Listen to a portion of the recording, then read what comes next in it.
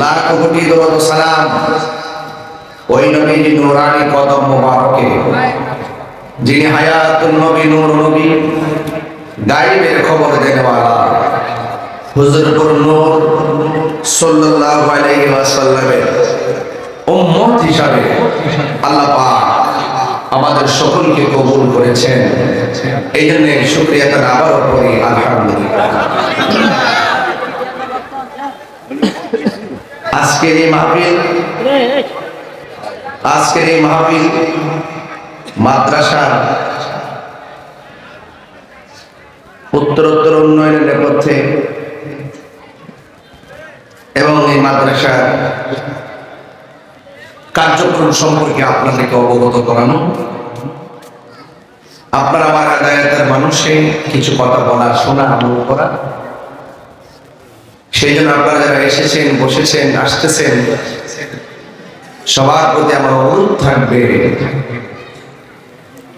আপনারা একটু ধৈর্যের সাথে বসে আলোচনা শুনবেন। এই যে মাদ্রাসা, এই মাদ্রাসা সুন্নি মাদ্রাসা যত এলাকায় থাকবে তত এলাকায় সুন্নিয়তের গণজাগরণ থাকবে। সুন্নিয়তের অগ্রগতিকে সমুন্নত করার জন্য মাদ্রাসার কোনো বিকল্প নেই। এই সুন্নি মাদ্রাসার প্রতি আপনাদের দরদ যেন থাকে, আপনাদের ভালোবাসা যেন থাকে, এটার উদাত্ত আহ্বান জানাচ্ছি। আজকে বর্তমান জামানা এমন একটি সময় আসছে যে জ্বলন্ত আংরাকে হাতে রাখলে যেমন কষ্ট হবে, তার চাইতে বেশি কষ্ট হবে ঈমান রাখতে। কথা কি সত্যি বলতেছি? আঙ্গুর দেশে দেখবেন স্বার্থের জন্য ঈমান বিক্রি করে ফেলা। আপনার দাদা, আপনার বাপ কত সুন্দর মিলাদ কিয়াম করছে, আপনার সন্তান বিদেশ থেকে বেরিয়েছে আর দেশে এসে বলতেছে এগুলো বেদাত, এগুলা বেদাত, জায়েজ না। আছে না নাই? অনেকে বলে সৌদি আরব থেকে এসে কোনো মাজার দেখছি না। আপনার কোনো মাজার দেখার দরকার, নবীর রওজা মোবারক আছে না নাই? এর উপর আর বড় দলিল লাগবো? কথা না, দলিল লাগবো? বরং অন্যান্য সাহাবায়ে কেরামেরও মাজার ছিল, এক শ্রেণীর মানুষ এসে এইগুলা ভেঙে দিয়েছে।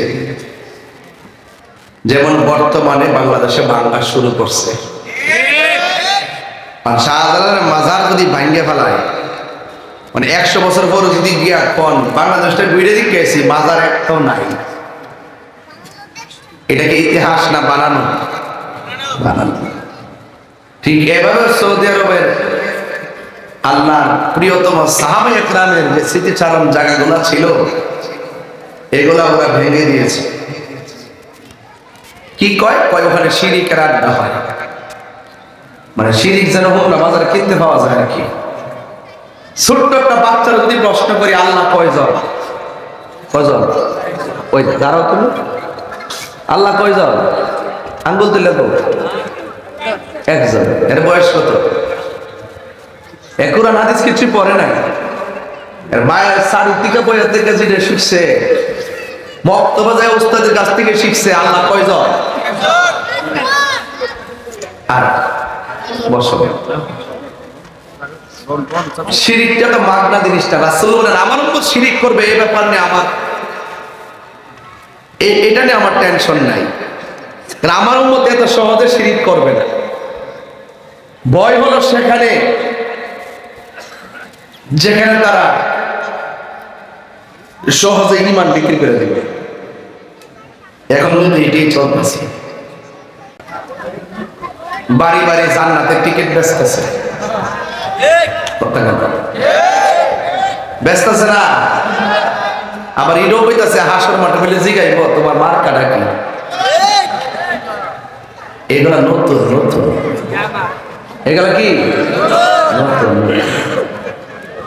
আমার একটা থিওরি ছিল যে আপনি ইসলামী আপনি রাজনীতি করেন, আমার আপত্তি নাই। বাংলাদেশের 42টা রাজনীতি দল, একটা দলের সাথে আমার কোনো বিরোধ নেই।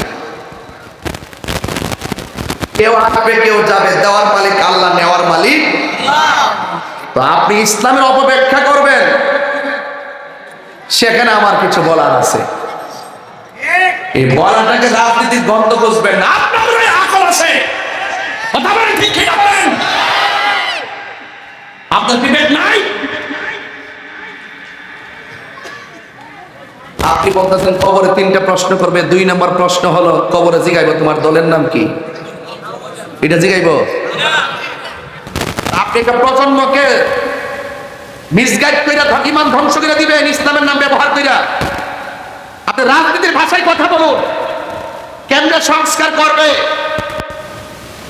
কিভাবে রাষ্ট্র মেরামত করবে, রাস্তাঘাট কিভাবে হবে, প্রতিষ্ঠান কিভাবে হবে, সম্প্রীতি কিভাবে ফিরে আসবে, মানুষের অধিকার কিভাবে নিশ্চিত হবে, আপনাদের পারস্পরিক শ্রদ্ধাবোধ কিভাবে তৈরি হবে, আপনার রাজনীতির ভাষায় কথা বলুন।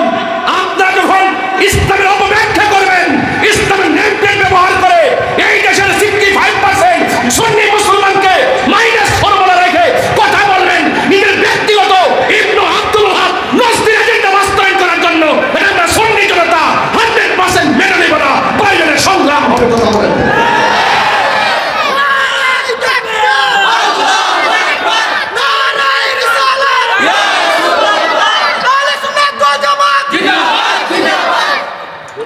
আমার পরিষ্কার কথা, আমার বক্তব্য, কেউ রাজনীতি গন্ধ খুঁজবেন না। রাজনীতি করেন, রাজনীতির ভাষায় কথা বলেন। আপনি বলেন যে ইনশাল্লাহ আমরা যদি ক্ষমতায় আসি, আমরা যদি আপনারা আমাকে সমর্থন করেন, করলে ইনশাল্লাহ ঘরে ঘরে কোরআনের আলো জ্বলবে, ঘরে ঘরে শান্তি নেমে আসবে, ইসলামের সুশীতল ছায়া তলে আসবে। এই কথাগুলো বলতে থাকেন। কিন্তু আপনি যখন বলবেন যে আমাকে ভোট না দিলে আপনি জাহান্নামী, দিলে জান্নাতি, তখন আমাকে রাখেন কইতাছি কল লাগবে না। তাই বুঝো বাবা, এই বাবা বাজার কইও কইতাছে না, কইছে যে ওই মানুষগুলো সামনে আসার জন্য। বাজারিটা রাজনীতি আলাপ না, আমার রাজনীতি কেউ সে আল্লাহ জানে। তাহির বাতাসে বড় হইছে না, এই দেশে কোনো বেটা রাজ তাহির তো ডরায় না। আপনি ইসলামের অপব্যাখ্যা করবেন, আমি কোনো ব্যাখ্যা করবো, ব্যাখ্যারে বলবেন রাজনীতি আলাপ, আর অপব্যাখ্যাকে বলবেন এটা ইসলামের কথা। এটা আমরা সুন্নি মুসলমানকে মাইনা নিব? কথা বলে মাইনা নিব?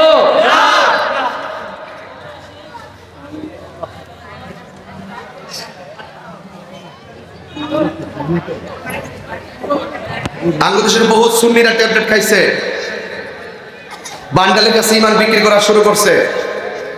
এগুলা বন্ধ করুন। কবরে নবী ছাড়া কেউ আপন হবে না। কথা বলে ঠিক না? কবরে নবী ছাড়া কেউ আপন হবে? আপন হবে না। এই যে রাসূলুল্লাহর বিরুদ্ধে অবস্থানকারী যারা, তারা কখনো ধর্মীয় দল হতে পারে না। সাহাবায়ে কেরামের বিদ্বেষী যারা, যারা বলে হযরত উসমান যুন্নুরাইন রাদিয়াল্লাহু তাআলা আনহু খেলাফতের দায়িত্ব পালন করতে গিয়ে স্বজনপ্রীতি করেছেন, নাউজুবিল্লাহ, অথচ উসমান যুন্নুরাইন আমার নবীর পক্ষ থেকে জান্নাতের টিকিট পেয়েছেন।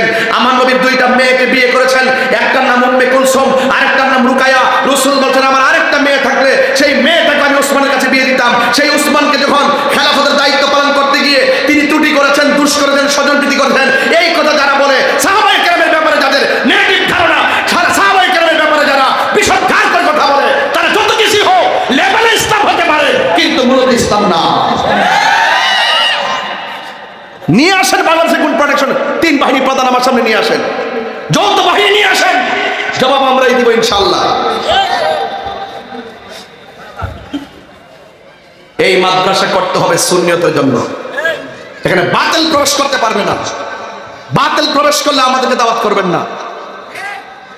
কোন বাতিল সুন্নি মাদ্রাসায় নাম দিবেন, বাতিল ঢুকাবেন, সেটা যেন কোনো মাদ্রাসায় না হয়। আপনারা সহজ সরল মানুষ, আপন পর চিনেন না। আমি বলতে চাচ্ছি ওই ছাত্র, ওই মাদ্রাসাটা দেশের জন্য প্রাসঙ্গিক। ওই মাদ্রাসাটা দেশের জন্য প্রাসঙ্গিক, যারা জঙ্গিবাদ করে না, যারা বোমাবাজি করে না। ওই মাদ্রাসাটা বাংলাদেশের জন্য প্রাসঙ্গিক, যারা সন্ত্রাসী করে না, যারা চাঁদাবাজি করে না, যারা মারামারি করে না, যারা মা বাবার বুকে লাথি দেয় না, যারা অন্যায় অত্যাচার করে না, যারা জুলুম করে না, যারা নির্যাতন করে না, যারা হক মেরে খায় না, যারা নবীর বিরুদ্ধে কথা বলে না, যারা আউলিয়া কেরামের বিরুদ্ধে কথা বলে না, যারা কোরআনের বিরুদ্ধে কথা বলে না, যারা বড়কে অশ্রদ্ধা করে না, যাদের দ্বারা দেশ অশান্তি হয় না, এই মাদ্রাসাই হলো সুন্নি মাদ্রাসা।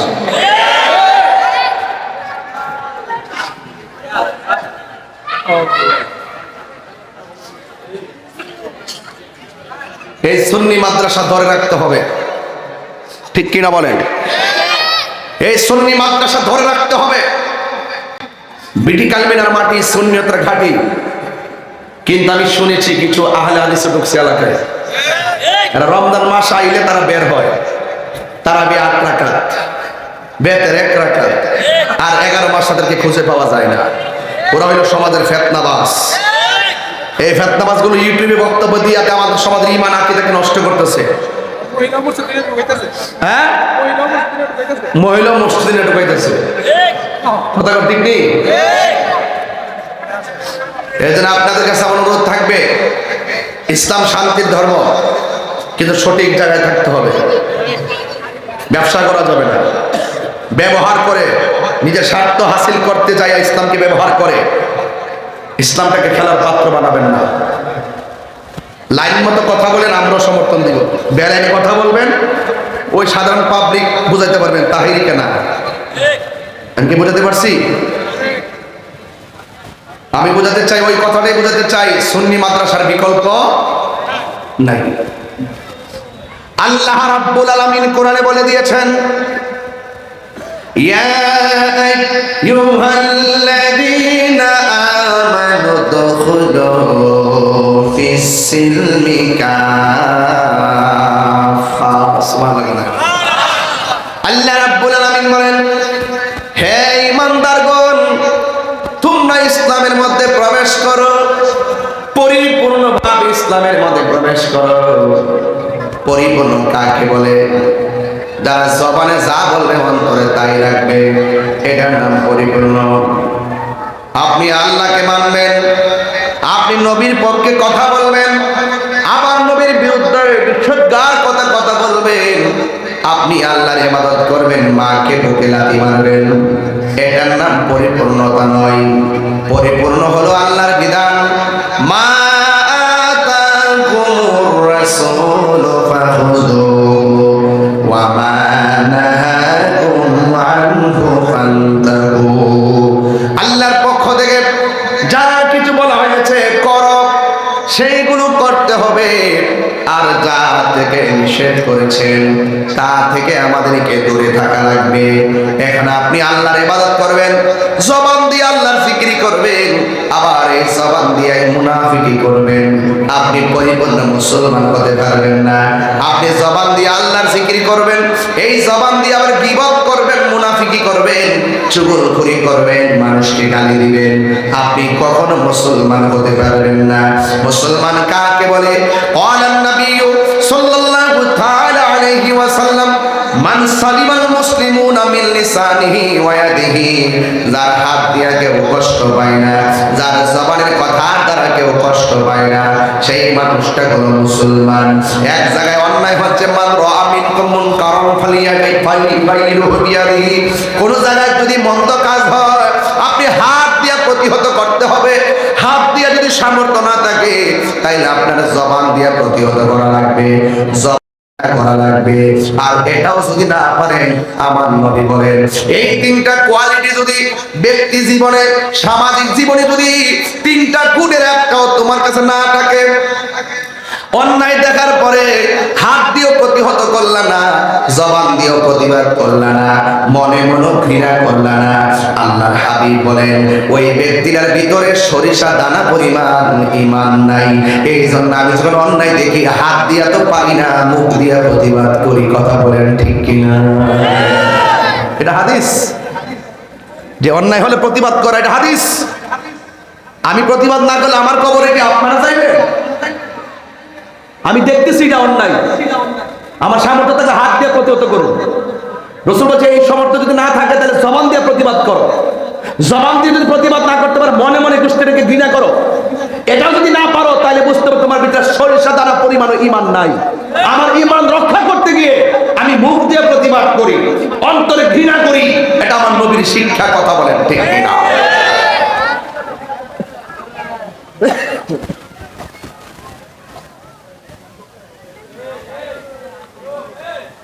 কি ভালো লাগলো এই ছেলে রে, তোমরা একটু বৈশা শোনো, কথা বলো। আর এই রাস্তাটা ব্লক করে না, আমরা একটা ভিতর সাইড করে দিয়ে মানুষ আসতে পারে, মানুষ কেবল আসা শুরু করছে। একটু মেহরবানি করে, জায়গা তো অনেক সুন্দর একটা জায়গা, ছায়াযুক্ত জায়গা, এখানে বসলে তো অসুবিধা না। আপনার যাত্রা জায়গা বসে, অনেক ফাঁকা জায়গা আছে, আপনার ভিতরে ভিতরে ঢুকে পয়সা জানবে না, রাস্তাটা ব্লক করে দেবে। অনেক মা বোন আজকে আসছে মাফি, সবাই জবানটা খুলে এখন আল্লাহু আকবার, এই আওয়াজে মানি না, জোরে আল্লাহু আকবার। জনম জনম যদি গাহি তোমার মহিমা গাওয়া শেষে হবে নাহি। কন্যা জনম জনম যদি গাহি তোমার মহিমা গাওয়া শেষে হবে নাহি। দয়া করো মায়া করো, দয়া করো মায়া করো, ও হে দয়াবান তুমি রহমান, তুমি মেহেরবান, তুমি রহমান,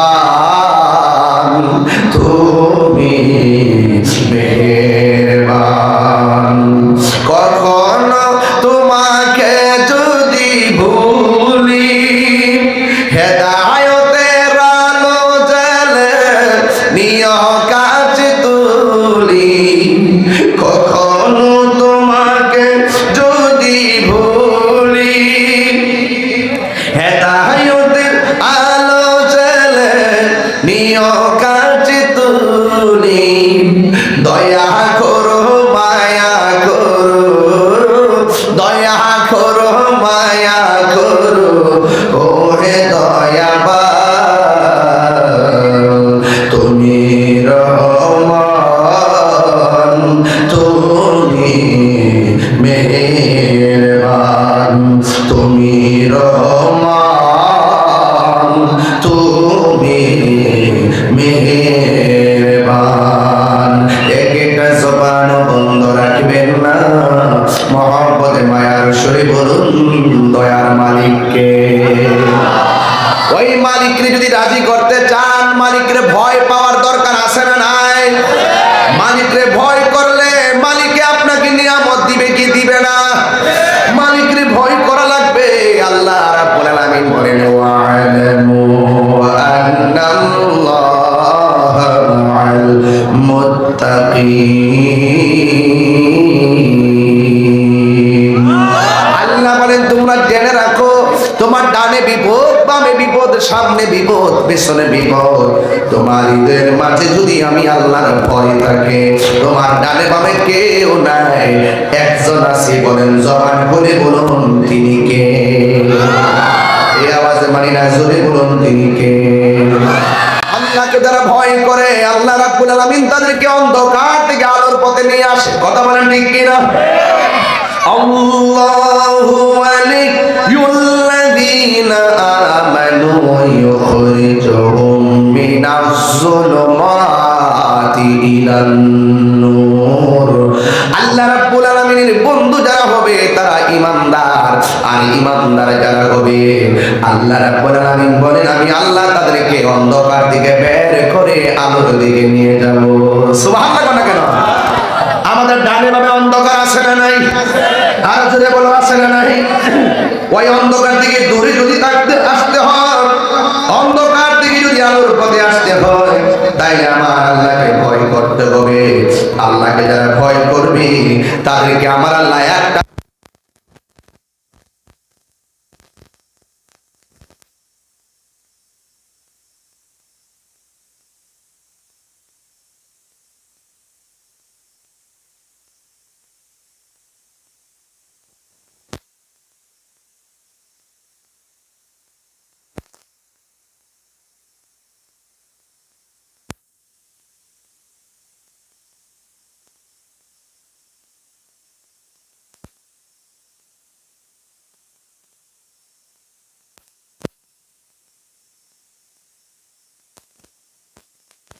জাহান্নামে। মেয়াদ ভিত্তিক পুরার পরে আল্লাহ বলবে, এই আরে উঠাও, তার সাদা কি, এখন সে কিসে যাবে? জান্নাতে। বাস তারে উঠাও, উঠাইছে। উঠানোর পরে আল্লাহ তুমি তো উঠাইছো, শরীরটা ঠিক করছো, কিন্তু কিছু কিছু দাগ লেগে রয়েছে। জান্নাতে গেলে ওই দাগগুলো মানুষে দেখলে কইবো আমি জাহান্নামে ছিলাম, আল্লাহ আমার শরম লাগবে। কি লাগবো? শরম লাগবো। আল্লাহকে ফেরেশতা আমার পাগলটারে তাসলিম নামক পানি দিয়া দৌত কইরা সুন্দর করে সুবাসিত কইরা যেন জান্নাতে যাওয়ার পরে কেউ যেন বুঝতে না পারে সে জাহান্নামে ছিল। আল্লাহ কোন জান্নাতে যাইতাম? ওই জান্নাতটা। আল্লাহ এত সুন্দর জান্নাত, যদি একটু কাছে যাইতে পারতাম। আল্লাহ কয় যাও। কাছে যাওয়ার পরে দরজাটা খুলে দিব। আল্লাহ যদি একটু ভিতরে যাইতে পারতাম, পরে দরজাটা খুলে দিব। ভিতরে যাওয়ার পরে আল্লাহ যে সুন্দর খাওয়ান, যদি একটু খাইতে পারতাম। আল্লাহ খাওয়ান ওপেন করে দিব। তো সবার পরে যে জান্নাতে যাবে তারে যে সবচেয়ে ছোট রুমটা দিবে, এই রুমটা হলো পৃথিবীর 70টা সমান। ছোট্টটা সবার ছোট্ট যেটা। ওয়ালিমান খাফা মাকামা রাব্বিহি জান্নাতান।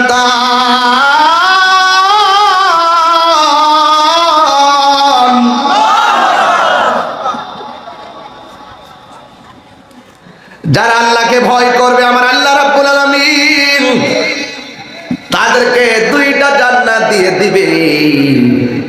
দুইটা জান্নাত বলতে জান্নাতের কিছু গ্রিল আছে, শিক আছে, গ্রিল আছে, গ্রিল লম্বা। একটা গ্রিল যদি বিক্রি করেন সারা পৃথিবী 70 বার কিনা যাবে, এত দামি। সুবহানাল্লাহ রে। এমন সুন্দর জান্নাতের মধ্যে দিবে কারে জানেন? যারা আল্লাহরে ভয় করে। হযরত ওমর রাদিয়াল্লাহু তাআলার নাম শুনছেন নি? নরম না গরম? বাপ রে বাপ। না ভয় তো পাওয়া বড় কথা না। তো যে রাস্তা দিয়ে ওমরের জীবনে একবার গেছে, কিয়ামত পর্যন্ত এই রাস্তা দিয়ে শয়তান ডরও যাইতো না। শয়তান মনে মনে ওমরে যে ভাবার কবর থেকে উঠতে আমার জুতা দেবে রে।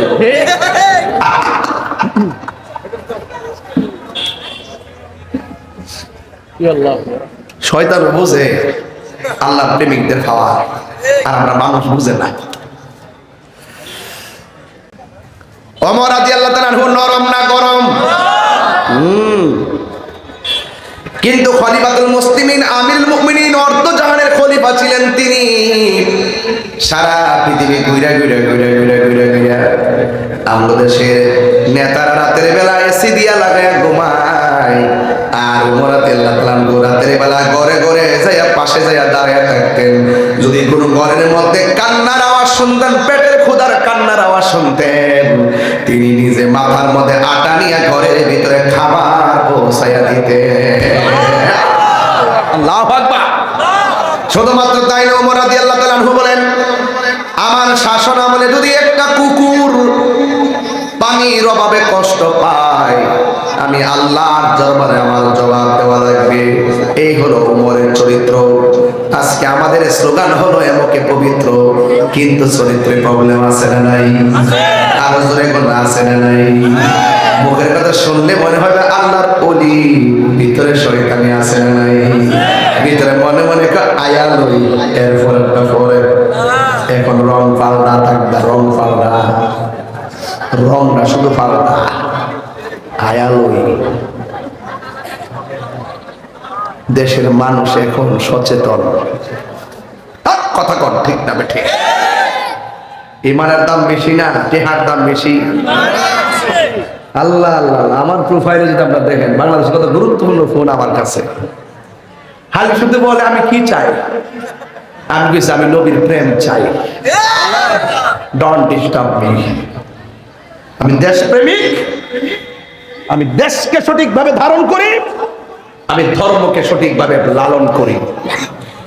ধর্মদ্রোহী, দেশদ্রোহী দুইটাই আমার সার্বভৌমত্বের জন্য শত্রু। আওয়াজ আসতে খাই লেছে বুঝা লেছে মনে তুই মর দিয়া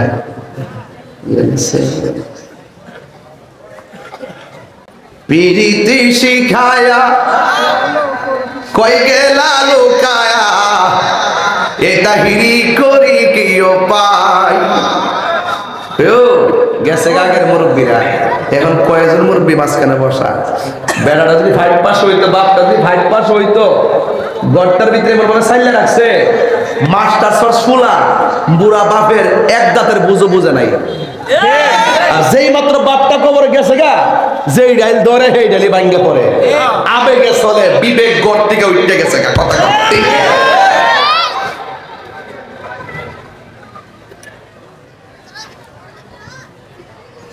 নবরঙ্গে রূপ ধরিয়া পাগল করিয়া এখন দয়াল রইলা কোথায় জ্বালাইতে কতক্ষণ নিবাইতে কতক্ষণ জ্বালাইতে কতক্ষণ নিবাইতে কতক্ষণ জানি দয়ালের দয়ার অভাব নাই দয়ার মালিকের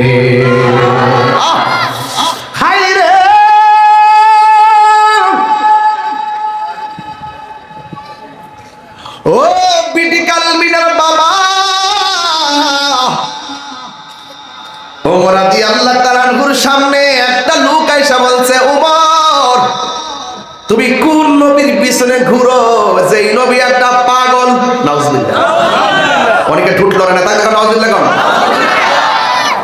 নবী কি পাগল আল্লাহ কয় তোমাদের বন্ধু পাগল নয় তোমাদের সাথী পাগল নয় এবার উমর রাদিয়াল্লাহু তাআলা ডাক দিয়া কয় বাবা কি কইছেন আবার কোন দ্বিতীয়বার বলার পর কোষের ভিতর থেকে তলোয়ারটা বাইর করছে আব্বা আমার ঈমান আমার জান আমার প্রাণ রহমাতুল লিল আলামিনকে পাগল বলেছেন এই দুনিয়াতে থাকার আপনার অধিকার নাই কোষের ভিতর থেকে তলোয়ারটা বাইর কইরা নিজের বাপের কেল্লাটা দেহ থেকে আলাদা কইরা দিছি আল্লাহু আকবার কে বুঝলেন ঈমান কি জিনিস সবাই কি নরম থাকবো নাকি সবাই কি নরম থাকবো কেউ মেরে চরিত্র পাইব আমি নরম থাকতাম পারি না হ্যাঁ ওমর রাদিয়াল্লাহু তাআলা তিনি গরম ছিলেন এক ব্যক্তি আয়েশা কই ওমর আমার নবীর কাছে গিয়েছিলাম একটা বিচারের কাজ কইরা দেওয়ার জন্য আমার নবী যেইভাবে বিচারটা করছে আমার পছন্দ হয় নাই নাউজুবিল্লাহ ওমর রাদিয়াল্লাহু তাআলা কেমন ওমর ডাক দিয়া বলে ও আল্লাহর বান্দা নবী বিচার করছে তুমি কি মানো না কয় না আমার মন মতো হয় নাই এবার ওমর ডাক দিয়া আমি করলে তোমার মন মতো হইব নি কয় হইব আপনি যেমনে করবেন আমি এমনি মানবো ওমর রাদিয়াল্লাহু তাআলা বলেন ও বান্দা শুনো আমার নবী বিচার করছে যার মন মতো হয় নাই আমি ওমরের বিচার হলো তার দেহ থেকে কল্লাটা আলাদা করে দেওয়া যে নবীর বিচার মানে না সে বেঁচে থাকার কোনো অধিকার নাই কথা বলেন ঠিক না বিচার কি জিনিস কি জিনিস এই ওমর রাদিয়াল্লাহু তাআলা খলিফাতুল মুসলিমিন তিনি বলতেছেন একটু দেখি সমাজের রাখালদের অন্তরে আল্লাহর ভয় কেমন আছে উনি পরীক্ষা করার জন্য রাখালের কাছে গিয়া বলতেছেন রাখাল আমি তো খলিফাতুল মুসলিমিন আমি তো তোমাদের নেতা মেহেরবানি করে আমার একটা উট দিয়া দাও একটা দুম্বা দিয়া দাও এবার রাখাল ডাক দিয়ে কয় না আমি দিতে পারবো না কয় কেন কয় এগুলার মালিক তো আমি না আমার মালিক আছে ওমর রাদিয়াল্লাহু তাআলা বলেন ঠিক আছে তোমার মালিকরে বলবা এই একটা দুম্বা বাগে খায়া ফেলাইছে আমারে দিয়া দাও এবার রাখাল ডাক দিয়া কয় ওমর আমি যদিও মালিকরে বলি 10টা দুম্বা বাগে খায়া ফেলাইছে আমার মালিক আমার এত বিশ্বাস করে আমাকে কোনোদিনও বিশ্বাস করবে না 10টা খাইয়ে বললেও 10টা খাইছে এই কথা বললেও আমার মালিক মানবো কিন্তু ওমর আমি যদি মালিকরে বুঝাবো কিন্তু আপনি তো খলিফাতুল মুসলিমিন, আমার কিছু করার নাই, আপনি খলিফা হইতে পারেন, কিন্তু আমার মালিকরে ধোঁকা দিতে পারো, একটা বার আমার উত্তর দেন, আমি আমার আল্লাহরে কোন ভাষায় জবাব দিব? তাইলে দেখেন উমরের আমলে প্রত্যেকটা মানুষের অন্তরে এমন ভাবে ক্ষুধা পিতে ঢুকে গেছে, মাইরা খাইতে গেলে 100 বার চিন্তা করেছে। এই জন্য আমার আল্লাহরে ভয় করা লাগবে। ওমর রাদিয়াল্লাহু তাআলা আনহু বললেন, এই পৃথিবীর মানুষ, তোমরা এখন কিন্তু মদ পান করতে পারবে না। এবার সবাই মদ এমন ভাবে রাস্তা দিয়ে ফেলাইছে, এবার রাস্তায় ফেলানোর পরে খাল বিল গুলা মদে ভরে গেছে, মনে হয় যেন আষাঢ় মাসের বৃষ্টি নাজিল হয়ে গেছে। সবাই মদ পালাইয়া দিছে। একটা ছেলে মাত্র রাতের বেলা মদ খাওয়ার এমন পিপাসা, ওই ছেলেটা দৌড়াইয়া চলে গেছে মদ আনার জন্য। এক বোতল মদ আগে খাইয়া লইছে, আরেক বোতল মদ এবার চাদরের ভিতরে ঢুকাইছে। কিছু কিছু মানুষ আছে দেখবেন অভ্যাস ছাড়তে পারে না, হাড়ের রোগ হইল সিগারেট খাওয়া ছাড়তে পারে না, এমন কিছু মানুষ আছে না নাই? দেখবেন কিছু কিছু মহিলা হাড়ের রোগ হওয়ার পরেও জর্দা খাওয়া ছাড়তে পারে না। কথা কোন ঠিক কিনা? ডাক্তার 1000 বার যদিও বইলা দেয়, যদি আপনি না খাবেন না কিন্তু সামনে পাইলে খায়, এই জর্দা খাওয়া কিন্তু ছাড়তে পারে না রে বাবা। এবার ওমর রাদিয়াল্লাহু তাআলা যখন বললেন তোমরা মদ পান করিও না, সবাই ফেলে দিয়েছে, একটা মানুষ মদ ছাড়া বাঁচে না। এবার যাইয়া সুন্দর করে এক বোতল মদ খাইলো, আরেক বোতল মদ চাদরের ভিতরে ঢুকাইয়া রাস্তা দিয়া রওনা দিল। আল্লাহরে ডাকতে, আল্লাহ তুমি দেখলে দেখছো, উমর যেন আমার না দেখে, উমর যেন না দেখে। তার চিন্তা হইলো আল্লাহ তো দেখছে, আল্লাহ তো বিচার করবে পরে, উমর যদি দেখে নগদে বিচার হয়ে যাবে। এই কথা বইলা রাস্তা দিয়ে রওনা হয়ে গেছে। হঠাৎ করে যখন সামনে গেল, যেখানে যেখানে রাত হয়, যেখানে বাঘের ভয় সেখানে রাত হয়। এই ব্যক্তি, এই বেচারা বলছে আল্লাহ তুমি দেখলে দেখছো, কিন্তু উমর যেন না দেখে। এই কথা বলে রওনা দিছে রে বাবা। উমর আয়েশার সামনে হাজির হয়ে গেছে। যেই মাত্র উমর রাদিয়াল্লাহু তাআলা আনহুকে দেখছে, ওই মুহূর্তে পাগলা আল্লাহর ডাক দিয়ে, আল্লাহ তোমার কাছে আমি তওবা করতেছি, আজকে যদি আমি উমরের হাত থেকে বাঁচতে পারি, জীবনে আমি মদ পান করব না। আপনারা জবান খুলে বলেন হায়াতের মালিক কে? গুনাহ মাফের মালিক কে? ও আল্লাহ, ও আল্লাহ গো, আমি যদি আজকে উমরের হাত থেকে বাঁচতে পারি, আমি আর মদ পান করব না। এই কথা বলার পর উমর রাদিয়াল্লাহু তাআলা ডাক দিয়ে কয়, তুমি এমন ভাবে কেন ডান বাম চাকা তাকাইতেছো? এবার আল্লাহর বান্দা বলে, উমর আপনি যে আমারে বলেছেন, এলাকায় বলেছেন মদ পান করা হারাম, সবাই ফেলে দিয়েছে, আমি আর থাকতে পারি নাই, আমি একটা মদের বোতল নিয়ে আসলাম, আমার আস্তের ভিতরে মদের বোতলটা আছে। যেই মাত্র উমর রাদিয়াল্লাহু তাআলা মদের বোতলটা হাতে নিলেন, দেখতেছেন মদ নাই। এক রাওয়ায়াতে লেখে এটা দুধের বোতল হয়ে গেছে, আর এক রাওয়ায়াতে লেখে এটা মধুর বোতল হয়ে গেছে। জোরে জোরে কথা সুবহানাল্লাহ। এবার উমর রাদিয়াল্লাহু তাআলা আনহু বলেন, ও আল্লাহর বান্দা, আমি তো তোমাকে মধু পান করতে নিষেধ করিনি, আমি তো তোমাকে মদ পান করতে নিষেধ করিনি, আমি তো নিষেধ করেছি মদ পান করতে, আমি তো মধু পান করতে নিষেধ করিনি। এবার লোকটা চোখের পানি ফেলে কান্না শুরু করে দিল। ও বন্ধুরে আমার, ও যুবকের দল, এবার পাগলা চোখের পানি ফালাইয়া ফালাইয়া কান্দে। ওমর রাদিয়াল্লাহু তাআলা আনহু বলেন, ও পাগলা তুমি কান্দো কেন? ওই লোকটা কয়, হুজুর আমি একটা মাত্র কারণে কান্দি, আমার আল্লাহ যে কত দয়াবান,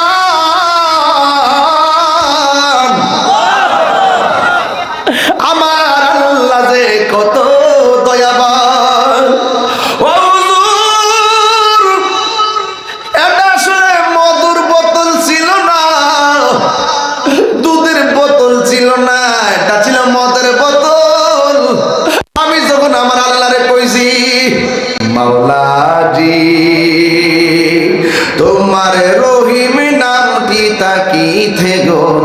থাকিতে আমি পাপি ডুইবা যাইতাম। আরে করিম রহিম নামটি তোমার, করিম রহিম নামটি তোমার, আল্লাহ কাদির গনি আমি পাপি ডুইবা যাইতাম নি মৌলাজি। তোমার রহিম নামটি তাকিতে গো তাকিতে আমি পাপি ডুইবা যাইতাম নি। করিম আর রহিম নাম তোমার, গুনাহগারকে দয়া করো রহিম রহমান। ওরে গুনাহগারকে উদ্ধারিতে দয়াল রে,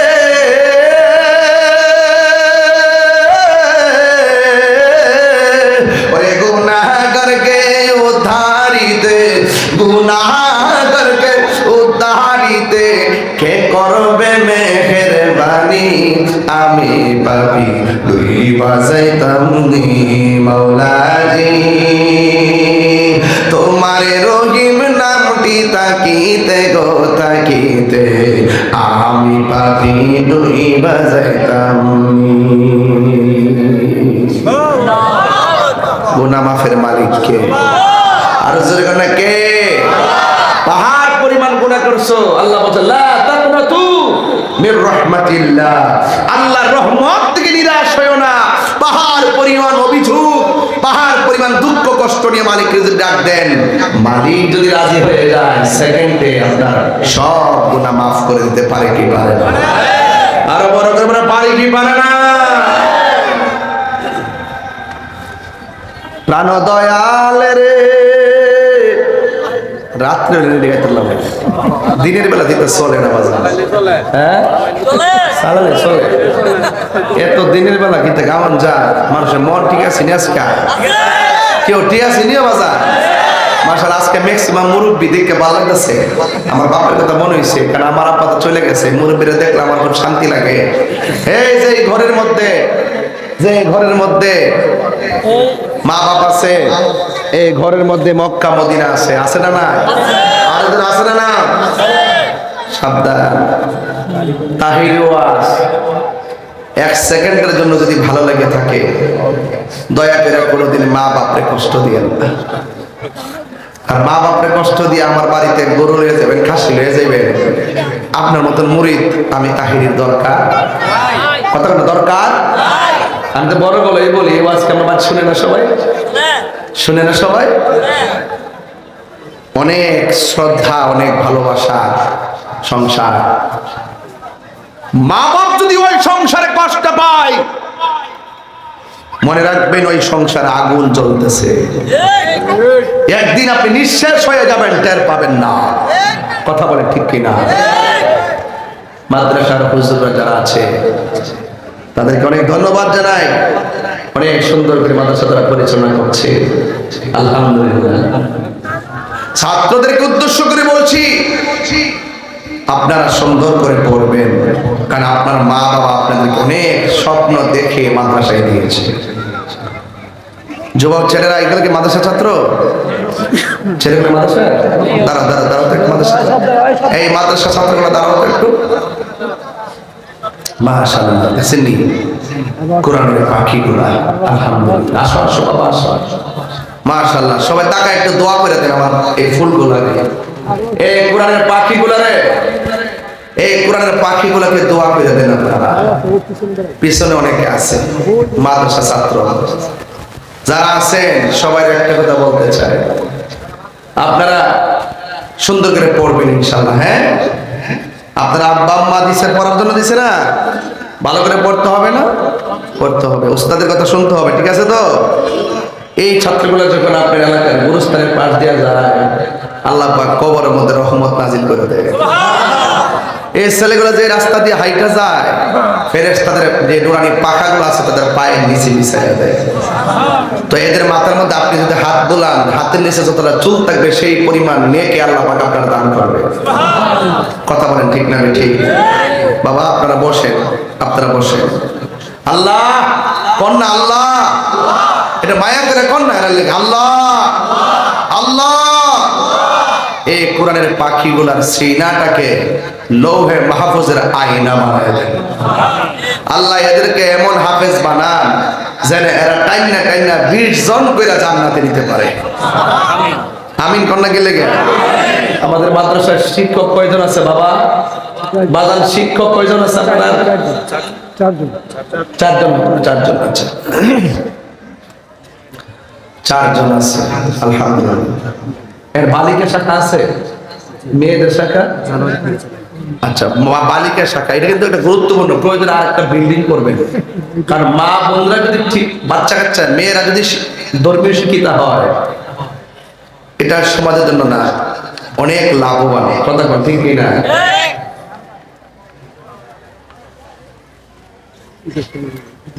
আচ্ছা, এটা এটা একটু পরে বলবো বাবা। হ্যাঁ আচ্ছা ঠিক আছে।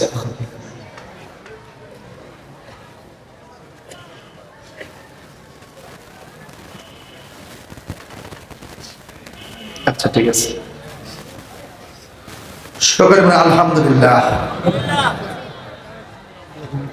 যাক, এটা আমরা একটু পরে দেখি। হ্যাঁ একটু পরে সবাই একটু থাকবেন, একটা কারণ আসছে গুরুত্বপূর্ণ, এটা আমরা পরে দেখবো। আলহামদুলিল্লাহ বলে না কেন?